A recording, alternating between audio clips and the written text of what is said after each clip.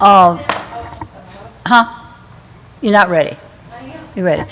All right, the Instructional Accountability and Support Committee meeting is to begin, and you want to call the roll, Ms. Dilley? Ms. Jenkins? Ms. Simmons? Here. Mr. Bush? Ms. Richards? Present. Mr. Toller? Here.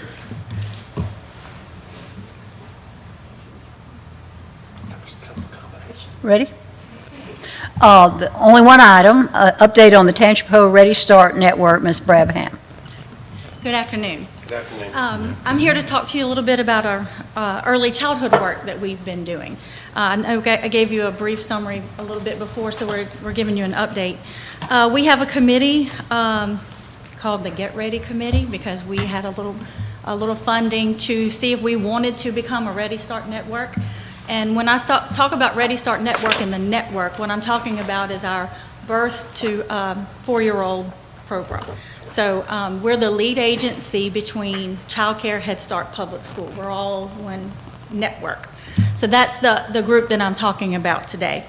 And to become a Ready Start Network, we had to do some really soul searching and what were the needs of our district. So we have created a blueprint, and you have a folder you should have a folder at your seat.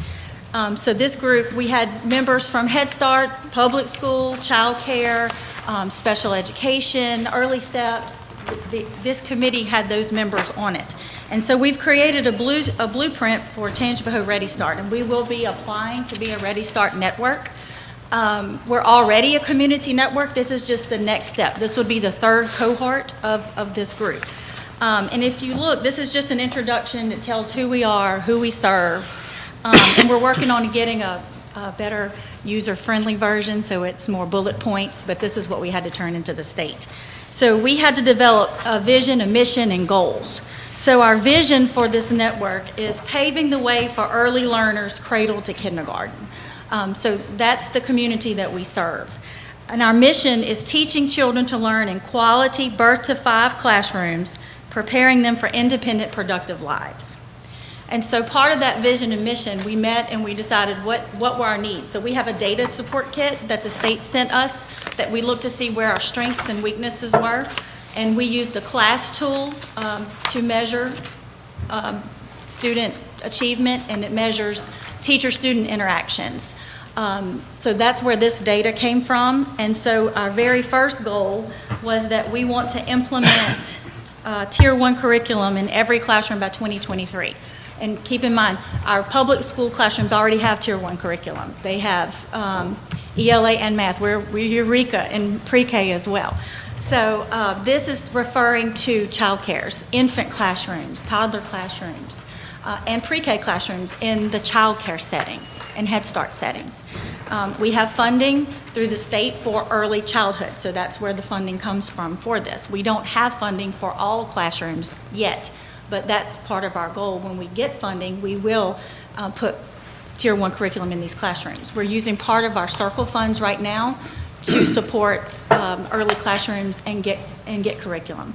All of our sites do have at least one set, but we're trying to get each classroom a set. So these teachers have support in how to deliver high quality instruction to our youngest learners. Our second goal is to increase the quality of instruction by increasing our class scores by 0.5 for veteran teachers and 0.2 for novice teachers by 2023. The state gave us feedback on our blueprint, and they said this was a very rigorous goal, but they encouraged us to do it. So what this is we're focusing on, we want to get them curriculum in their classroom, and then we want to provide professional development for how to use that curriculum in their classrooms. Because we have a lot of teacher turnover in child care settings, tremendous turnover. So we're trying to support them and give them the tools they need so that they will stay a little more often, because when they get training, obviously a lot of times they move on. So we're trying to provide them some high quality professional development to be able to deliver that instruction to our students. Our third goal is to, by the end of 2023, expand access and enrollment to early education for birth to 3-year-old centers by 20%. We're actually expanding some 3-year-old seats this year, or we're asking to expand 3-year-old seats in the child care centers. So we polled all our child care centers to see who would have room, and we've asked for that on our coordinated funding requests, because as you know, the state passed some funding for early childhood. That's where this would come from. These seats would come from that early childhood funding.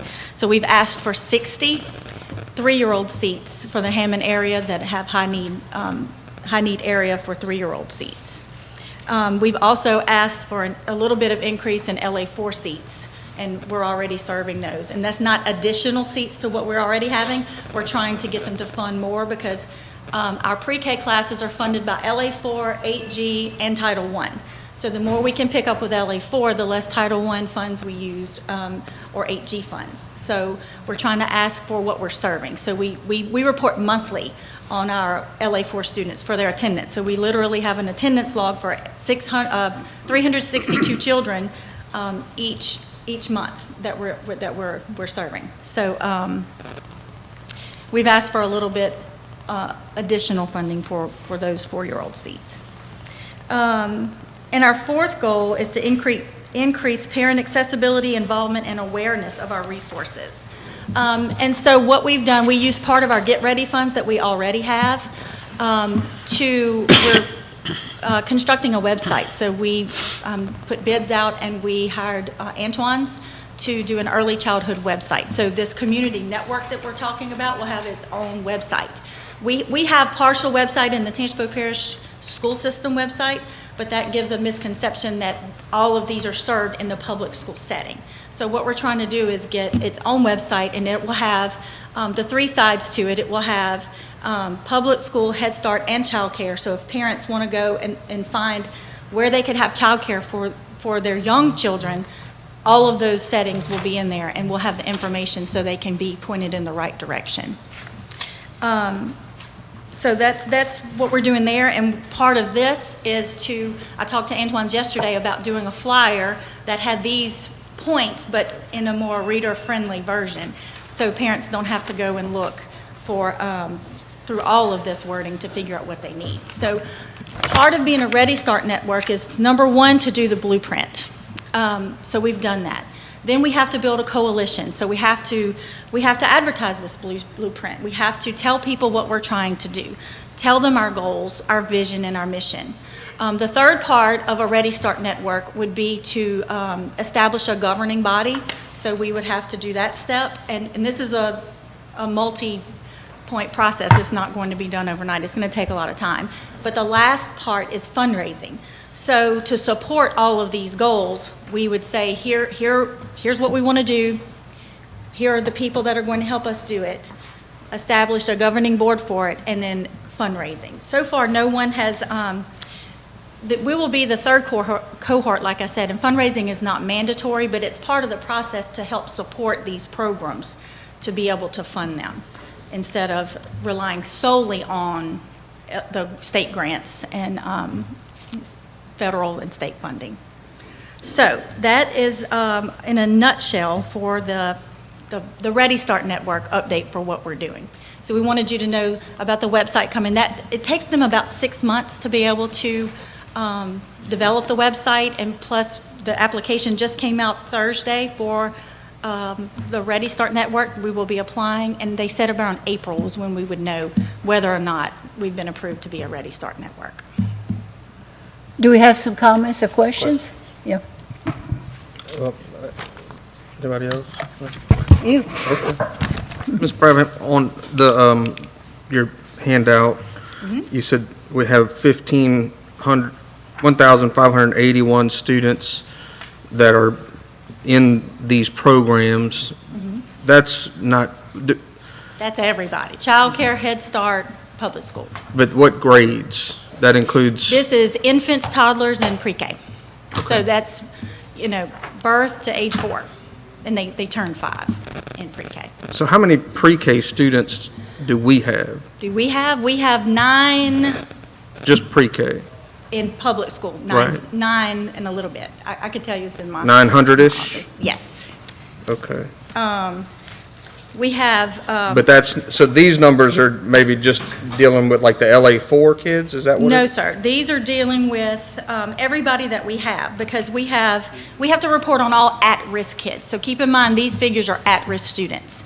So in our public school setting, we have students, if they're LA4, they're at-risk students. If they're 8G, they're at-risk students. Title I may or may not be at-risk, because we fill all the income-eligible student seats first, and if there are still available seats, we can place over-income students there. Okay.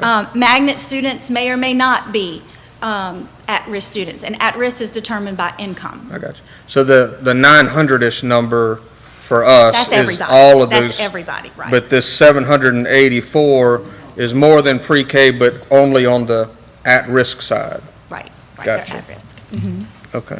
And we're serving, I misspoke earlier, I said 362, is 662 is what we're claiming each month for LA4. Okay. And we get $4,580 per LA4 student, and that's how we pay our teachers. Right now, the only thing LA4 funds are teacher salaries and para salaries. So we're just doing salaries and benefits with LA4 right now. Okay. On the performance profile score, you mentioned that in here. How long has that been around?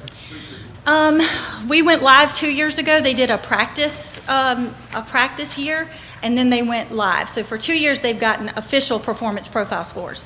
This past year, they added infants, so it's a practice year this year for infants.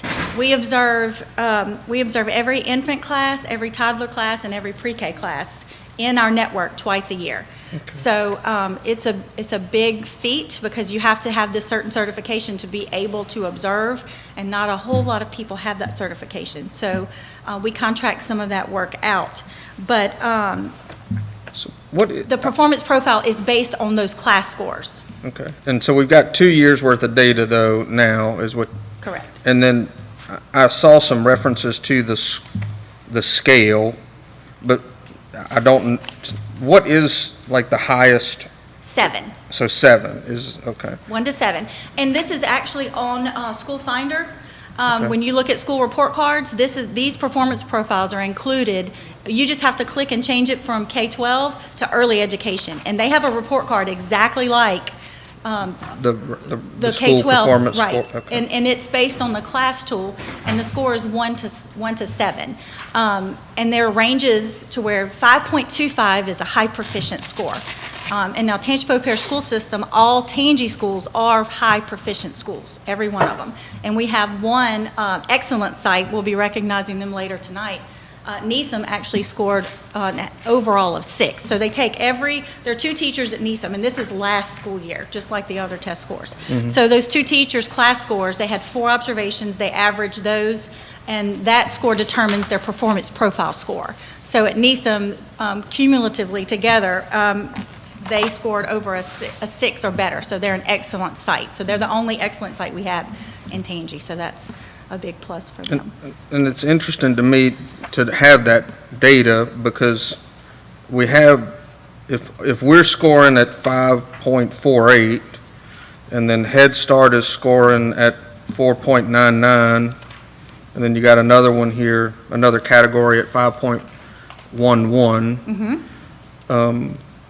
I guess what's interesting about that to me is that I've found that most of our pre-K teachers are like very highly qualified. Right.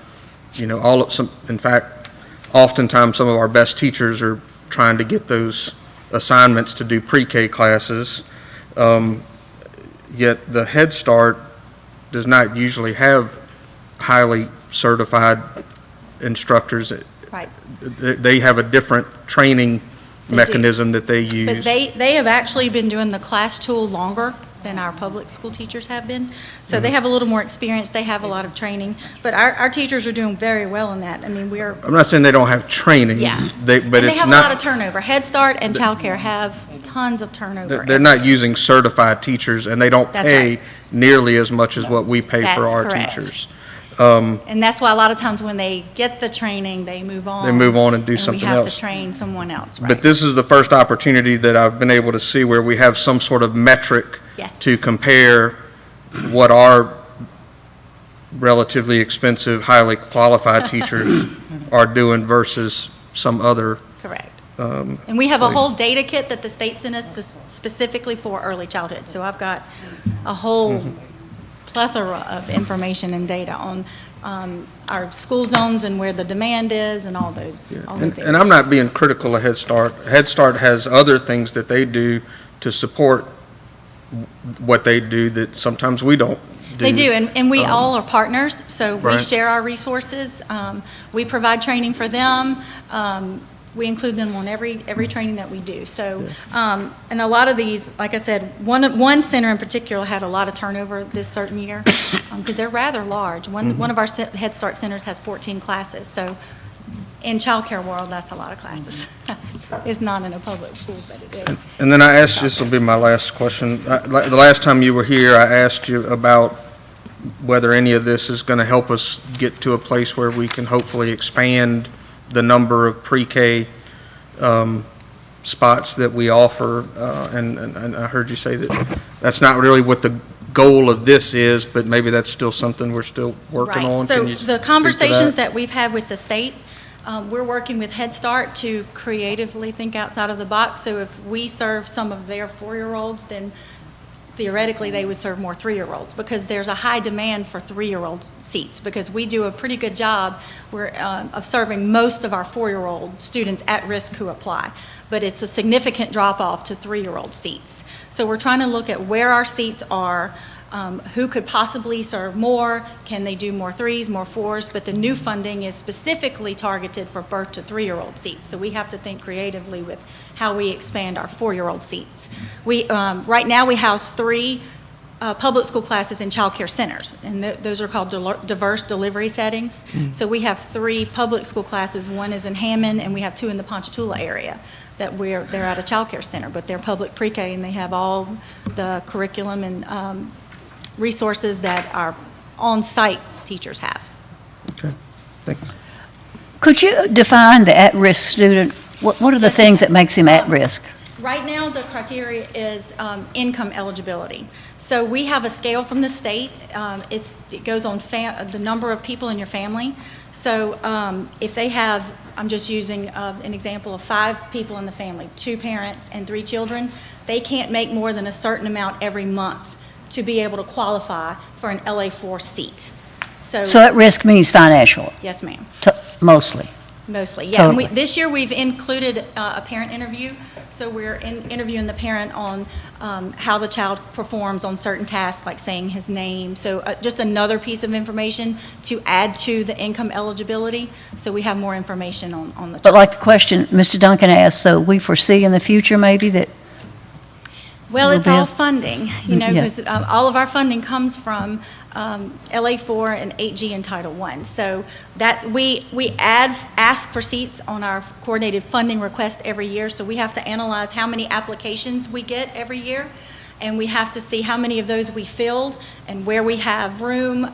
Lots of factors go into that, and unfortunately, the cyber attack took all of our data as far as applications Yeah. last year. It wiped out our online system, so we're starting over from scratch with applications. so we have some kids in there that are not at risk? We do, but they can only be in a Title I class because Okay. LA4 cannot serve children who are not eligible. Okay. And eligibility is determined Yeah. based on the income.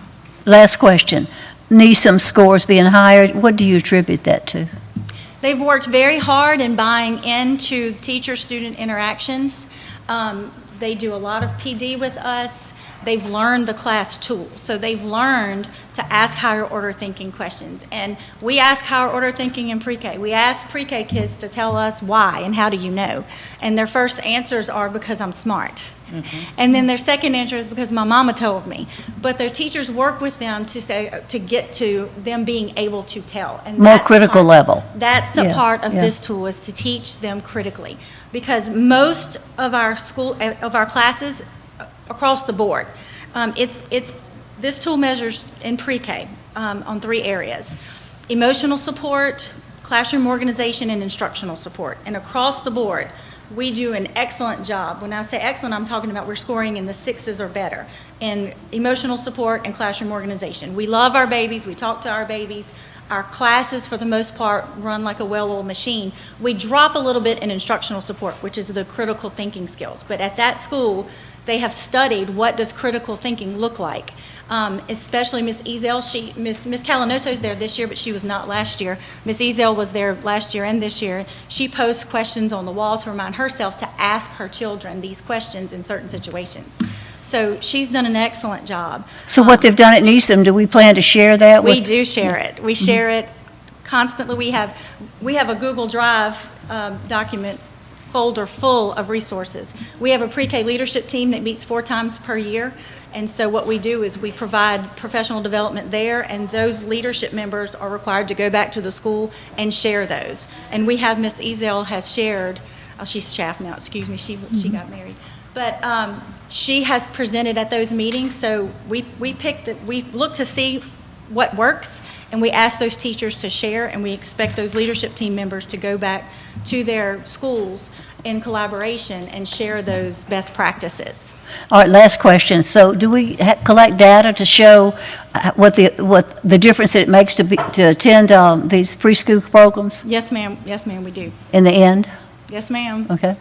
It's All right. helpful. Yeah. I mean, for our at-risk students that apply for pre-K, do all of those applicants get a spot as far as the last few years? Have we had any No, that sir. have not been able to get spots? Correct. We have some that do not get spots. So how many spots short are we? How many short are we right now? 34 in the south end. We don't have a waiting list anywhere but the south end right now. We have a waiting list at Hammond Eastside. We have a waiting list at Ponchatoula, Perrin. We just filled the last seat that we had waiting at Hammond Westside, but those are our areas. Those two areas are where we have the most waiting lists. Because keep in mind, for pre-K only, parents can choose to send their children wherever they are eligible and can provide transportation. So they may not be necessarily zoned to Eastside or Perrin, but if they're eligible and can provide transportation, They can go. they can go there. So do we offer those other spots to those We do. families, and sometimes they just can't do the transportation? Correct. We have lots of overflow at Hammond Westside and Midway. For those parent seats, a lot of parents choose to bring their children to Hammond Westside because the transportation is a little bit easier there. So last year, we had 34 at-risk applicants that Did we not were get not a seat. able to get a spot for. Correct. Did we, Now, they may be in a childcare setting. that's what I was going to ask next, is do we follow up and see if they go to maybe We do. Head Start or some other place? We usually do a wait list on our online application system that is wiped out, so I can't tell you how many are on that waiting list, but we compare to see. And if we find that they're at a Head Start, then they still want to be on the waiting list for one of our seats usually, but they're in a seat. So that's part of all this data that we do to see where are they being served? Are they at a Head Start? Are they at a child care? And see where we need more seats. And so the year before that, was it still a very similar number? It's been similar that for the past few years. 34 short Around and 30 on the to south 40. end? Yes, sir. So what are we doing to try to increase? Well, we added those classes to the child care centers because they had space. So the state had a grant that funded those classes. Well, that grant ended. And so when that grant ended, LA4 had to pick up those seats. So we work with those centers. We basically rent the space in those classrooms, so we give those centers so much per month for us to house our students there. We pay for the teacher. The teacher's a tangible parish school teacher. We reimburse the center for the para, so the para is not our employee. So we work with them to try to do diverse delivery instruction for those kids to open up more seats. There's just, frankly, we don't have a lot of room, and then if they do have a seat, we really have to serve. First graders have to come to school. Third graders have to come to school. So we're trying to put pre-K in other areas so we're not taking up the physical space at the school sites. In 34 spots, that's what, 2 classrooms? We're doing 15, roughly? 20 per class. So 2 classrooms is what we're short. 22 a class? Yes, ma'am. Okay. Any other comments or questions? Thank you. All right, no action, right, needed? No action. So, thank you so very much. We really appreciate it. Yes, ma'am. Thank you. Ms. Brabham, I want to just add that, I've been visiting the classrooms across the district and going to pre-K classrooms, and it's amazing to me that they're, especially their ELA, but their math as well, is very advanced considering, I mean, in some of those classes I go in, they're pre-K, I think they're kindergarten because of what they're doing, reading words, knowing not just the letters, but the sounds and sound combinations, and then the math as well. It's very impressive, the curriculum part that's happening in our pre-K and Thank you. K. Our Eureka has been a little struggle for our teachers this year because it's their first year of implementation, but it's getting better as we go, and they're sharing, so things are looking up in pre-K. Thank you. Thank you so much. Meeting adjourned if we have nothing else to